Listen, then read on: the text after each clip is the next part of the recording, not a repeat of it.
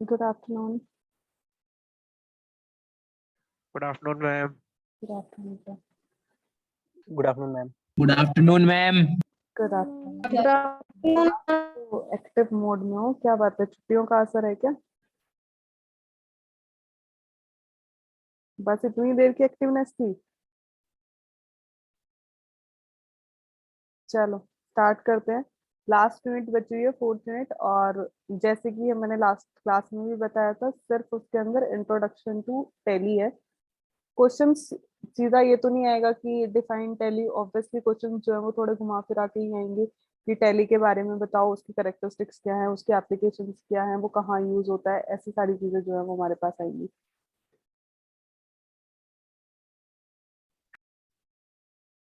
तो सिलेबस में तो हमारे पास सिर्फ इतना ही गिवन है कि इंट्रोडक्शन टू टैली, इससे ज्यादा सिलेबस में हमारे पास गिवन नहीं है, बट हमें इसके ब्रीफ में पढ़ना पड़ेगा क्योंकि क्वेश्चंस, जैसे मैंने बताया कि क्वेश्चंस डायरेक्ट नहीं आएंगे। क्वेश्चंस में ये पूछा जाएगा कि आप टैली कहाँ यूज करते हो, ठीक है, टैली के क्या क्या एप्लीकेशंस है, क्या क्या एडवांटेजेस हैं, वो सारी चीजें हमारे इसके अंदर आएंगी।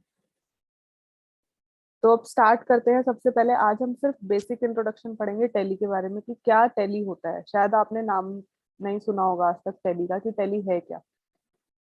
तो जब कहीं पे भी आप जॉब करने जाओगे तो आपके पास ऑप्शंस होंगे कि आप चाहो तो टैली का भी यूज कर सकते हो अपनी जॉब के अंदर, बट आपको उसके लिए बहुत प्रोफेशनल होगा टैली को समझने के लिए। जैसे आपको पता है अकाउंट सब्जेक्ट आप पढ़ते हो, मेरे को ज्यादा डिटेल में अकाउंट्स के बारे में नहीं पता। जैसे मैं आपको पहले भी बोल चुकी हूँ कि मैं तुम्हारी फील्ड से बिलोंग नहीं करती, मैं कंप्यूटर साइंस से बिलोंग करती हूँ। तो बाकी जो स्टार्टिंग की 3 यूनिट है वो उनमें आपको बहुत अच्छे से डीप में करा सकती हूँ। टैली को मैं इतना ज्यादा डीप में, मतलब इट्स अ सॉफ्टवेयर, तो सॉफ्टवेयर के अकॉर्डिंग मैं आपको सारी चीजें बता सकती हूँ कि कैसे आप इसको यूज करोगे।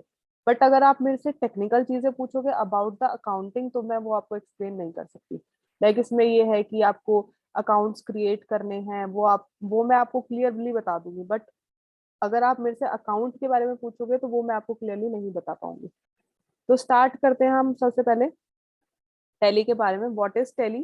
तो जैसे मैंने अभी बताया था, tally is an accounting software, accounts के लिए यूज होता है। अकाउंटिंग सॉफ्टवेयर बनाया कौन सी कंपनी ने है? बनाया है टैली सॉल्यूशन लिमिटेड कंपनी ने। किस लिए यूज होता है? जैसे मैंने अभी बताया था कि जो भी ट्रांजेक्शन्स करनी है आपको कंपनी की, मतलब अकाउंट से रिलेटेड जो भी काम होगा, कोई भी ट्रांजेक्शन्स होंगी उनका रिकॉर्ड रखने के लिए, या फिर मतलब कौन सी ट्रांजेक्शन कहाँ से हुई, कितने पैसे कहाँ पे आए, उसका पूरा रिकॉर्ड रखने के लिए, और बाकी कि आपका स्टेटस जानने के लिए कि आपका बिजनेस, क्योंकि आप ट्रांजेक्शन के थ्रू ये चेक कर सकते हो कि आपको कितना प्रॉफिट हुआ है, कितना लॉस हुआ है। तो ये एक सॉफ्टवेयर है, आप इसको परचेज कर सकते हो, डेली मेरे ख्याल से अवेलेबल नहीं है। तो इसलिए जो उसका प्रैक्टिकली होगा वो सिर्फ ऑनलाइन ही होगा उसमें, क्योंकि हमारे पास सॉफ्टवेयर नहीं है घर पे। हम परचेज नहीं कर सकते, तो सिर्फ हम उसको देखेंगे कैसे वो यूज होगा। तो ये इसका नॉर्मल स्टार्टिंग की स्क्रीन होती है जो आपको दिख रही है। जब आप टैली का जो भी सॉफ्टवेयर आप उस पर क्लिक करोगे, ये फोल्डर बना हुआ है, यहाँ पे जब आप क्लिक करोगे तो ये आपका ओपन हो जाएगा। तो ये इस तरीके का जो है वो फ्रंट पेज दिखता है टैली का। So what is Tally? Tally is an accounting software that is developed by the Tally Solution Limited company. किस लिए यूज होता है? To record and keep the financial transactions of a company and also check the financial status of the business. This is the screen. What is the full form of Tally? Tally की full form क्या है? Tally की full form होती है Total Accounting Leading List Year या फिर Transactions Allowed in a Linear Line Yard. ठीक है, टोटल कितना आपको अकाउंट हुआ in the leading list year, या फिर कितनी ट्रांजेक्शन्स आपने अलाउड करी इन अ लीनियर लाइन यार्ड। तो ये दोनों फुल फॉर्म हम यूज कर सकते हैं for Tally. What are the different version? जैसे हमारे पास ऑफिस में अलग अलग वर्जन है, ऐसे ही हमारे पास टैली के अलग अलग वर्जन है। 1990 में सबसे पहले 3.0 टैली वर्जन रिलीज हुआ था। This is the first version of tally जो बेसिक अकाउंट रिक्वायरमेंट के लिए यूज होता था। बहुत स्मॉल बिजनेस पे था, क्योंकि जैसे हमें पता ही है जो स्टार्टिंग की चीजें आती हैं वो बहुत ज्यादा डीप में नहीं आती है। फिर बाद में जैसे जैसे उसके अंदर वर्जन एक्सटेंड होते जाते हैं, उसके अंदर फंक्शनैलिटी भी एक्सटेंड होती जाती है।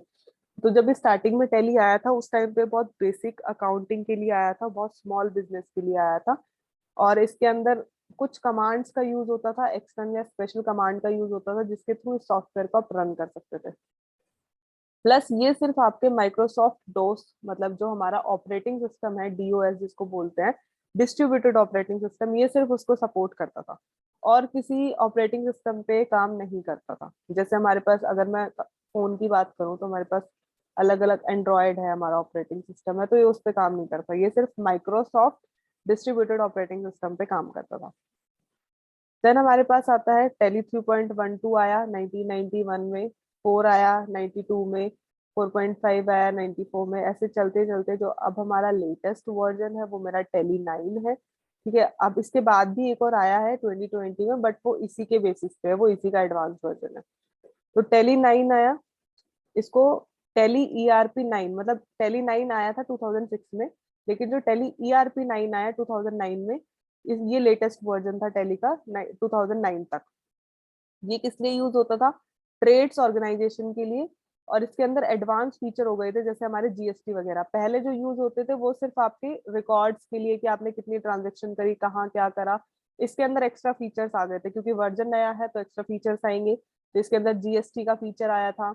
ठीक है, आपके पास invoicing, payroll processing, remote access. Remote access आप कहीं से भी अपने अकाउंट को एक्सेस कर सकते हो, मल्टीपल यूजर उसको लॉग इन कर सकते हैं, ट्रांजेक्शन्स की प्रोसेसेस देख सकते हैं। तो पिछले में सिर्फ आपको छोटे से बिजनेस के लिए बेसिक अकाउंटिंग रिक्वायरमेंट्स के लिए यूज होता था, इसके अंदर ऑलमोस्ट सारे फीचर्स आ चुके थे। आजकल सारे बिजनेसमैन इस सॉफ्टवेयर को यूज करते हैं, क्योंकि उनको अपनी कंपनी का सारा वो देखना होता है कि कितना हमारे ट्रांजेक्शन हुई, कितने हमारे प्रॉफिट्स हुए, पूरा स्टेटस क्या होता है, तो सब लोग इसको यूज करते हैं। 2009 में जो ये टेली आरपी 9 आया, उसके बाद टेली प्राइम आया 2020 में। This is the latest version, but जो ये बेस्ड है ये टेली आरपी 9 पे ही बेस्ड है। तो जैसे जैसे मैंने अभी बताया, it is the latest version and it is the advance version of Tally ERP 9। Same चीजें हैं, थोड़ी बहुत मॉडिफिकेशंस उसके अंदर हो रखी हैं। टेली आरपी 9 से इसके अंदर थोड़ी सी मॉडिफिकेशन हुई है। इसके अंदर क्यू कार्ड, मतलब जो हमारे कोड होते हैं, क्यूआर कोड वगैरह। ठीक है, इलेक्ट्रॉनिक इनवाइस आ गया था, इलेक्ट्रॉनिक बिल्स आ गए थे। मतलब जो पहले हमारे पास पेपर पेन पे काम होता था वो अब थोड़ा सा इलेक्ट्रॉनिक वे में हो गया। तो बिल्स जो है, इनवाइस जो है, वो सारी इलेक्ट्रिक हो गई थी। ई इनवाइस हो गया था, ई वे बिल हो गया था, प्रिंटिंग मल्टी प्रिंटिंग हो गया था, कैंसिलेशन अपडेट्स। ठीक है, e payment, electronic payment, online payment, मतलब मेनली जितना यूजर फ्रेंडली हो सकता था उतना यूजर फ्रेंडली जो है वो टेली प्राइम 2020 बना था। तो दीज आर द वर्जन्स। सबसे पहला वर्जन याद रखना है 3.0 था, 1990 में हुआ था, बेसिक फंक्शंस के लिए यूज होता था। कुछ कमांड्स का यूज करते थे, सिर्फ Microsoft operating system DOS, Microsoft distributed operating system पे ही ये सपोर्ट होता था, मतलब सिर्फ उसी ऑपरेटिंग सिस्टम पे चलता था और किसी ऑपरेटिंग सिस्टम पे नहीं चलता था। देन लेटेस्ट वर्जन, अब जो सबसे लेटेस्ट वर्जन है वो टेली प्राइम 2020 है, जो हमारा एडवांस वर्जन है टेली आरपी 9 का। उसके अंदर मैक्सिमम सारे फीचर्स हैं, जीएसटी वगैरह हो गया, इनवॉइस हो गए, आपके बिल्स प्रोसेसिंग, वो सारी चीजें, ट्रांजेक्शन, और सारी इलेक्ट्रॉनिक वे में है। जितना यूजर के लिए फ्रेंडली है उतना यूजर के लिए फ्रेंडली ये बनाया गया है। उसके बाद अगर हम बात करें व्हाट आर द कैरेक्टरिस्टिक्स, क्यों यूज करते हैं टैली को लोग, टैली को लोग इसलिए यूज करते हैं क्योंकि जो टैली ईआरपी 9 है, जैसे कि लेटेस्ट वर्जन हम इसी पे बात करेंगे, टैली ईआरपी 9 है, ये मल्टी लैंग्वेज है। मल्टी लैंग्वेज का मतलब बहुत सारी लैंग्वेजेस इसके अंदर सपोर्ट करती है। तो अगर किसी को कोई मतलब थोड़ा सा ये है कि भाई किसी ने स्मॉल लेवल पे बिजनेस स्टार्ट करा है और उसको अपने ट्रांजेक्शन देखनी है, उसको ज्यादा मतलब इंग्लिश नहीं आती, उसको हिंदी ज्यादा आती है, तो वो हिंदी में भी यूज कर सकता है सॉफ्टवेयर को। तो मल्टी लैंग्वेज सॉफ्टवेयर है। अकाउंट्स अलग अलग लैंग्वेज में आप बना सकते हो, रिपोर्ट आप अलग लैंग्वेज में रीड कर सकते हो। ऐसा कुछ नहीं है कि आपने अकाउंट अपना जो है वो इंग्लिश में बनाया है तो आप रिपोर्ट भी इंग्लिश में रीड करोगे, आप रिपोर्ट हिंदी में भी रीड कर सकते हो। कई लोगों को इतनी इंग्लिश आती है कि वो अपना अकाउंट क्रिएट कर सकते हैं, इतनी नहीं आती कि वो पूरे पूरे पैराग्राफ या आर्टिकल रीड आउट कर सके, तो उसके लिए हमारे पास अलग अलग ऑप्शन है। किसी भी तरीके से किसी भी लैंग्वेज में काम करो, कोई फर्क नहीं पड़ता। ठीक है, आप 99,999 कंपनीज को अपने अकाउंट में ऐड कर सकते हो, किसी भी कंपनी को ऐड कर सकते हो, किसी के साथ भी ट्रांजेक्शन कर सकते हो, कोई प्रॉब्लम नहीं है, बट आप इतनी कंपनीज को ऐड कर सकते हो। पर्सनल रिकॉर्ड, जितने भी पर्सनल रिकॉर्ड्स हैं आपके, वो सारे रिकॉर्ड्स आप मेंटेन कर सकते हो with the features, payroll features, आपके बिल्स वगैरह, मतलब ट्रांजेक्शन है तो सारी चीजें आप जो है वो इजिली इनको चेक कर सकते हो। पूरा जो है वो सिंक्रनाइज वे में होता है। सिंक्रनाइज वे का मतलब है कि अपने आप अपडेशंस होती रहती है। मान लो आपने कोई टेबल बनाई हुई है, उस टेबल में आपने एंट्री कर रखी है कि मैंने ना 1 तारीख को इतने पैसे किसी को दिए थे, 15 तारीख को इतने पैसे किसी को दिए थे। जस्ट फॉर एग्जाम्पल मैं बात कर रही हूँ। अब जो ट्रांजेक्शन है वो उसके अंदर सेट है कि आपने 1 तारीख को किसी को पैसे दिए, 15 तारीख को किसी को पैसे दिए हैं, तो ये ट्रांजेक्शन ऑलरेडी टेबल में अपडेट होती रहेंगी। सिंक्रनाइजेशन है सब कुछ, आप कुछ भी काम करो सिंक्रनाइज वे से काम होता रहेगा।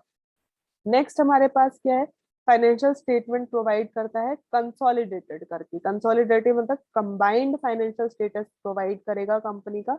जैसे भी कंपनी को रिक्वायरमेंट होगी उस अकॉर्डिंग आपको स्टेटमेंट्स देगा। ऐसा नहीं है कि आपको रिक्वायरमेंट नहीं है तो आप उसके हिसाब से, मतलब जिस हिसाब से आपको रिक्वायरमेंट है, आपको आधा बिल चाहिए, आधा स्टेटस चाहिए, आधा स्टेटस मिलेगा, आपको पूरा स्टेटस चाहिए, पूरा स्टेटस मिलेगा। तो इस हिसाब से आप कोई भी डेटा कभी भी यहाँ से रिट्रीव कर सकते हो। सिंगल एनोमेरिस ग्रुप्स को मैनेज कर सकता है। मतलब अगर एक यूजर है, जैसे मैंने पहले ही बोला था कि मल्टीपल यूजर इसके अंदर लॉग इन कर सकते हैं, तो हर एक यूजर को एज अ सिंगल और एज अ ग्रुप जो है बहुत अच्छे से मैनेज कर सकता है। तो दीज आर द कैरेक्टरिस्टिक्स। पहला, मल्टी लैंग्वेज, किसी भी लैंग्वेज में आप काम कर सकते हो, किसी में भी आप राइट करो और किसी में भी आप रीड करो। ऐसा कंपलसरी नहीं है कि आपने इंग्लिश में राइट करा या तो आप हिंदी में रीड कर नहीं कर सकते, आपकी मर्जी है, जिस भी लैंग्वेज में राइट करो रीड करो, कोई फर्क नहीं पड़ता। 99,999 कंपनीज को आप ऐड कर सकते हो टू योर अकाउंट और उनकी ट्रांजेक्शन हिस्ट्री चेक कर सकते हो, मतलब उनका अपना पर्सनल रिकॉर्ड चेक कर सकते हो, उनकी सारी स्टेटमेंट, जितनी स्टेटमेंट आपको चाहिए, जितनी ट्रांजेक्शन आपको चाहिए, आप उनको चेक कर सकते हो। सिंक्रोनाइजेशन वे में काम होगा, अपडेट होंगी सारी चीजें ऑटोमेटिकली। सिंगल ग्रुप या सिंगल या ग्रुप जो भी मैनेज करना, बहुत प्यार से मैनेज करेगा, बहुत आराम से काम करता है। कौन कौन सी फील्ड है जहाँ पे टेली आरपी यूज होता है? इंस्टीट्यूशंस में होता है। ठीक है, सिर्फ ट्रांजेक्शन्स के काम नहीं करता। अगर मैं बात करूं तो हमारे इंस्टीट्यूशन में, हमारे कॉलेज में एक ईआरपी करके सॉफ्टवेयर है, वो ईआरपी हमारा यूज होता है अटेंडेंस पर्पज से। टीचर और स्टूडेंट दोनों के लॉगिन आईडीज होती हैं उसमें। टीचर जो है वो अपनी आईडी से लॉगिन करेगा, स्टूडेंट की अटेंडेंस मार्क करेगा, स्टूडेंट के मार्क्स मार्क करेगा कि इसमें, जैसे सेशनल्स होते थे पहले, अब तो ऑनलाइन के चक्कर में सारी चीजें अलग ही हो रखी हैं। तो पहले क्या होता था कि सेशनल्स होते थे, सेशनल के मार्क्स अपडेट होते थे, अटेंडेंस अपडेट होती थी, और स्टूडेंट सेम लॉगिन करके उनको चेक कर सकता था कि मेरी कितनी अटेंडेंस है, मेरे कितने मार्क्स हैं। तो ईआरपी हमारा उसमें भी यूज होता है, तो इंस्टीट्यूशंस में भी। और अगर आपको टैली के पर्पज से करना है, अकाउंटिंग के पर्पज से करना है, तो भी आप इसको यूज कर सकते हो। कितना अकाउंट्स में, कितना फीस वीस में भी हम यूज करते हैं, किसने कितनी ट्रांजेक्शन करी, कितनी ट्रांजेक्शन रिमेनिंग है, किसने कौन से सेमेस्टर की फीस भरी है नहीं भरी है, वो सारी चीजें तो इंस्टीट्यूशंस में यूज हो सकता है। ट्रांसपोर्टेशन में, बिजनेस के अंदर, service industries, doctors, charitable trust, मतलब जहां पे भी पैसों का लेन देन होगा आप इसको यूज कर सकते हो। Enterprise, advocate, CA, builders, gas station, supermarkets, individual आप अपने पर्सनल लेवल पे भी यूज कर सकते हो, और फार्मास्यूटिकल्स जहाँ पे मेडिसिन वगैरह का काम होता है। ये बहुत सारी फील्ड्स हैं, जैसे मैंने अभी बोला जहाँ पे भी पैसे का ट्रांजेक्शन होगा आप जो है वहाँ पे टेली ईआरपी का यूज कर सकते हो। What are the advantages of Tally ERP? Characteristics हमने देख लिए हैं। अगर एडवांटेजेस की बात करें तो क्या क्या एडवांटेजेस हैं इसके यूज करने के? फर्स्ट वन इज द इसकी कॉस्ट बहुत कम है, आपको बहुत ज्यादा पैसा खर्च करने की जरूरत नहीं है। हाँ, आपको इनिशियली ये सॉफ्टवेयर परचेज करना पड़ेगा, फ्री ऑफ कॉस्ट नहीं है, लेकिन इसकी बहुत ज्यादा कॉस्ट नहीं है। इट इज सिंपल, इजी है, सिंपल है इसको सेटअप करना, इसको कस्टमाइज करना, अपनी रिक्वायरमेंट के अकॉर्डिंग आप काम कर सकते हो। अलग अलग ऑपरेटिंग सिस्टम के साथ काम कर सकता है, चाहे विंडो के साथ काम करा लो, चाहे लाइनक्स के साथ काम करा लो, किसी भी कंप्यूटर में डाउनलोड होकर किसी भी तरीके से काम कर सकता है। जो जबकि जो फर्स्ट वर्जन था वो सिर्फ हमारा विंडो डोस पे काम करता था, लेकिन अब जो लेटेस्ट वर्जन आ चुके हैं वो अलग अलग ऑपरेटिंग सिस्टम पे काम कर सकता है। नेक्स्ट हमारे पास है स्पेस बहुत कम लेता है।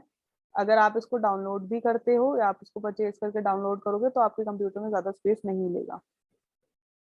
बैकअप एंड रिकवरी है, अगर किसी भी रीजन की वजह से आपका डेटा लॉस्ट हो जाता है, जैसे आपका कंप्यूटर ही खराब हो गया, तो आपकी ऐप, अगर आपने जो भी इसके अंदर टैली सॉफ्टवेयर को इंस्टॉल करा हुआ है वो भी आपका डिस्ट्रॉय हो जाएगा। तो आपको टेंशन लेने की जरूरत नहीं है, आपके पास पूरे बैकअप और रिकवरी होती है, सारी इंफॉर्मेशन जो है वो दोबारा रिस्टोर करके आपके कंप्यूटर में दे देगा।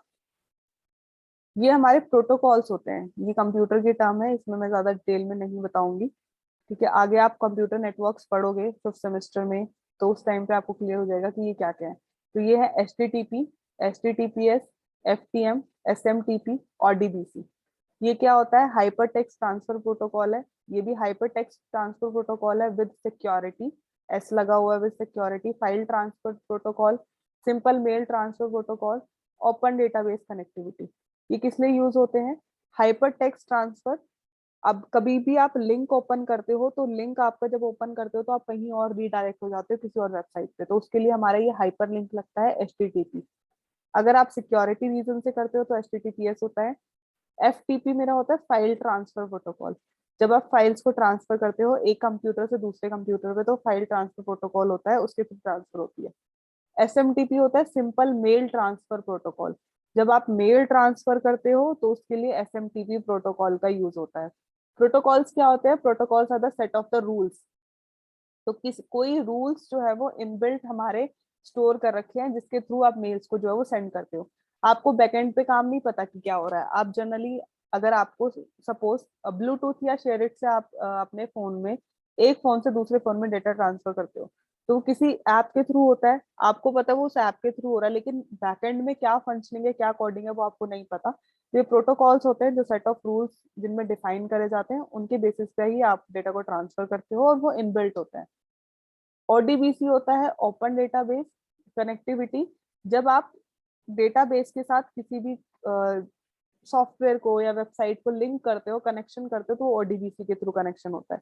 तो ये प्रोटोकॉल्स और इसके अलावा और भी बहुत सारे प्रोटोकॉल्स हैं जो टेली ईआरपी के अंदर यूज होते हैं और टेली ईआरपी उनको सपोर्ट करता है। इसका मतलब क्या होगा? आप किसी भी फाइल को कहीं से भी ट्रांसफर कर सकते हो, कोई भी मेल कर सकते हो, क्योंकि ये सारे प्रोटोकॉल्स जो है वो टेली ईआरपी सपोर्ट करता है। नेक्स्ट हमारे पास एडवांटेज लैंग्वेज का, मैंने अभी बताया अलग अलग वाइड वैरायटी ऑफ लैंग्वेजेस होती है, 9 इंडियन लैंग्वेजेस है जो ये यूज करता है, इसके अलावा और भी लैंग्वेजेस हैं। तो जो भी डेटा आप एंटर करना चाहते हो किसी भी एक लैंग्वेज में आप एंटर कर सकते हो। इजिली हर एक ऐप के साथ जो है वो इंटीग्रेट हो सकता है, कंबाइन हो सकता है, जैसे मैंने अभी बताया बहुत सारे प्रोटोकॉल्स को सपोर्ट करता है, बहुत सारे ऑपरेटिंग सिस्टम को सपोर्ट करता है, बहुत सारी एप्स को सपोर्ट करता है, तो कोई प्रॉब्लम नहीं होती, सिंपल है, कन्वीनियंट है, आराम से यूज कर सकते हैं। How to bye tele RP9, कैसे आप इसको परचेज करोगे? एक वेबसाइट है टेली सॉल्यूशंस की, HTTPS telisolutions.com, इस वेबसाइट पे जाओ, वहां पे आपके पास बाय नाउ का ऑप्शन होगा। अगर आप अपनी लोकेशंस के हिसाब से आप अपने वहां पे लोकेशन डालोगे। अगर आप इंटरनेशनल हो, मतलब अगर आप बाहर से परचेज कर रहे हो तो आप इंटरनेशनल ऑप्शन सेलेक्ट करोगे, otherwise you can choose the internal option. कोई भी ऑप्शन आप चूज कर सकते हो, उसके अंदर आप अपना कंट्री और रीजन डालोगे, आपको उस बेसिस पे आपका प्राइस शो हो जाएगा। प्राइस शो होने के बाद आपके पास तीन ऑप्शन है। या आप नया टैली परचेज करोगे तो न्यू लाइसेंस के लिए, अगर आपके पास ऑलरेडी है और आप उसको रिन्यूअल करना चाहते हो, रिन्यू करना चाहते हो या अपग्रेड करना चाहते हो तो रिन्यूअल और अपग्रेड। और टाइम ड्यूरेशन, कितने टाइम के लिए आप उसको चूज करना चाहते हो, 1 मंथ, 3 मंथ, ईयरली, वो आप उसके अंदर डाल सकते हो। सारी प्रोसेसिंग के बाद आपको कंबाइंड आपका एक पेमेंट का ऑप्शन आएगा। एक आपकी टोटल पेमेंट आपको डिस्प्ले हो जाएगी, वहां से आप बाय नाउ पे क्लिक करोगे, अपना पेमेंट मेथड सेलेक्ट करोगे, कौन सा पेमेंट करना है, और उसको पे कर दोगे। जो भी इंफॉर्मेशन डालोगे, डालने के बाद आप उसको पे कर दोगे। ऐसे करके आप जो है वो उसको परचेज कर सकते हो अपने टेली सॉफ्टवेयर को। What is the difference between the manual accounting and accounting in tally? जब टैली नहीं होता था उस टाइम पे लोग मैनुअली अकाउंटिंग करते थे। मैनुअली मतलब हाथ से टाइप करके, मतलब मैन पावर यूज होती थी। तो उस टाइम पे जब मैनुअल यूज होता था और अब वाले टैली में क्या क्या डिफरेंसेस है, तो ये तो सीधा सीधा आप क्लियरली बोल सकते हो कि तो वेस्टेज ऑफ टाइम है टोटली। क्योंकि मैनुअली अगर आप एक एक चीज को कैलकुलेट करोगे, एंटर करोगे, तो उसमें बहुत ज्यादा टाइम लगेगा। तो टाइम बहुत ज्यादा वेस्ट होता है इसके अंदर, जो हमारा टैली के अंदर नहीं होता। तो ये डिफरेंस है। बहुत सारे एरर्स आने के चांसेस हैं और वेरी टाइम टेकिंग, जैसे मैंने अभी बताया है। क्योंकि जो मैनुअल अकाउंटिंग है वो मैनुअली करेंगे। अगर मेरे को 1+1 करके 2 लिखना है तो मैं उसको ऐड करूंगी, 1+1 = 2 करूंगी। और हो सकता है मैं टाइपिंग में 2 की बजाय 3 लिख दूं। तो एरर आने के चांसेस बहुत ज्यादा है, मिस्टेक होने के चांसेस बहुत ज्यादा, और टाइम भी बहुत ज्यादा लगेगा। जबकि इसके अंदर हमारे पास लेस चांसेस ऑफ एरर है और लेस टाइम टेकिंग है। क्योंकि वो 1+2 ऑलरेडी उसको पता है 1+2 = 3 होगा, उसके अंदर ऑलरेडी फंक्शनिंग लगी हुई है। तो आपको कैलकुलेशन करके लिखने की जरूरत नहीं है, वो ऑटोमेटिकली कैलकुलेट करके आपको आंसर शो करेगा। तो चांसेस बहुत कम है एरर आने के। ठीक है, उसके अलावा हम लोग बहुत इजीली इसके अंदर एंट्रीज कर सकते हैं। कोई भी नाम डालना है, एंट्रीज पास करनी है, ऑटोमेटिकली सारी चीजें बन जाती हैं। और जैसे मैंने अभी बताया कि इसके अंदर हमें एंट्रीज डालेंगे, कुछ भी करेंगे तो हमें खुद वो चीजें बनानी पड़ेंगी।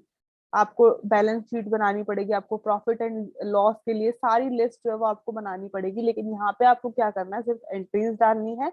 उसके बेसिस पे ऑटोमेटिकली सारी चीजें अपने आप बन जाएंगी, बैलेंस शीट अपने आप बन जाएगी, प्रॉफिट एंड लॉस शीट अपने आप बन जाएगी।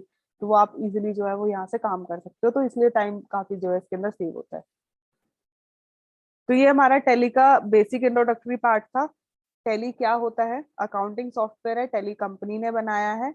उसके बाद कहाँ यूज होता है? ट्रांजेक्शन्स को रिकॉर्ड करने के लिए हम यूज करते हैं। देन हमारे पास वर्जन थे। वर्जन के बाद हमारे पास हमने उसके करेक्टरिस्टिक्स देखे हैं, उसके एडवांटेजेस देखे हैं, कैसे आप उसको परचेज करोगे। हमने डिफरेंस देखा है कि मैनुअल के अंदर और अगर आप नॉर्मल अकाउंटिंग यूज करते हो तो उसके अंदर क्या क्या डिफरेंस है। तो ये आज का हमारा टॉपिक था, जो हमने बेसिकली टैली के बारे में इंट्रोडक्शन पढ़े हैं। ठीक है, कोई डाउट है किसी को? होते ही नहीं कभी तुम्हें डाउट, सो इंटेलिजेंट ना। चलो अटेंडेंस है तो मुझे।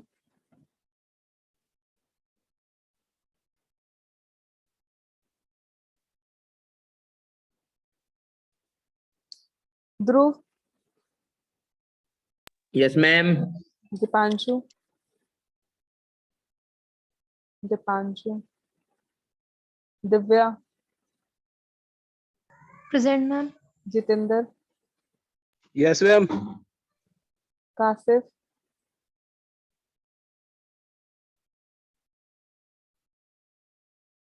Sandeep, yes ma'am. Shubham, yes ma'am. Simrit, Simrit, तुम्हारी आवाज नहीं आ रही, तुम अनम्यूट तो कर रहे हो। चलो ठीक है, मैं मार्क कर देती हूँ। Sonam, present ma'am. Sunidhi, present ma'am. Sushant, present ma'am. Vikas. Present ma'am. Vikram कौन है तुम्हारी क्लास में? कोई नहीं है ना? चलो ठीक है, कल मिलते हैं, फिर आगे टेली कंटिन्यू करेंगे। ठीक है, मोस्ट प्रोबेबली आपका 10th ऑफ दिसंबर तक सिलेबस खत्म हो जाएगा। तो अपना पढ़ना स्टार्ट कर दो, अपनी फाइल्स वगैरह बनानी स्टार्ट कर दो, क्योंकि आपको पता है ऑफलाइन प्रैक्टिकल्स हो रहे हैं और फाइल आपको वहां पे लेके जानी पड़ेगी। तो फाइल बना लो, प्रिंट आउट निकाल, मतलब पहले मुझे शो कर देना, उसके बाद प्रिंट आउट निकालना, वरना दोबारा ना निकालने पड़ जाए। और अपने प्रैक्टिस कर लेना, क्योंकि आपका ऑफलाइन वाइवा पहली बार होगा। ऑफलाइन में आपका एक्सटर्नल प्रैक्टिकल आता है, एक्सटर्नल आता है जो बाहर से आता है किसी और कॉलेज से, वो आपका वाइवा लेगा और वो आपसे परफॉर्म भी कराएगा आपके जो भी प्रैक्टिकल्स होंगे। तो अपने प्रैक्टिकल्स जो है वो एक बार जरूर प्रैक्टिस कर लेना, जब वो आपसे परफॉर्म कराने लगे तो आपको पता हो कि कैसे इसको परफॉर्म करना है। ठीक है, सारी टैब्स देख लेना, एक्सेल, वर्ड, पावर पॉइंट, ये तो हमने सिलेबस में करी है। वो सारी टैब्स देख लेना, हर टैब के अंदर क्या क्या मेन मेन चीजें होती हैं, जैसे इंसर्ट में क्या होता है, होम में क्या होता है, वो सारी चीजें एक बार गो थ्रू कर लेना। तो अपने प्रैक्टिकल्स बहुत अच्छे से करो, खुद बनाओगे तो ही प्रैक्टिकल एक्सटर्नल के सामने बना पाओगे, नहीं तो फिर वही है, मुंह बंद करके बैठे रहना, फिर नंबर नहीं लगेंगे। क्योंकि इस बार एक्सटर्नल प्रैक्टिकल होगा ऑफलाइन, तो एक्सटर्नल ही नंबर लगाते जाएगा।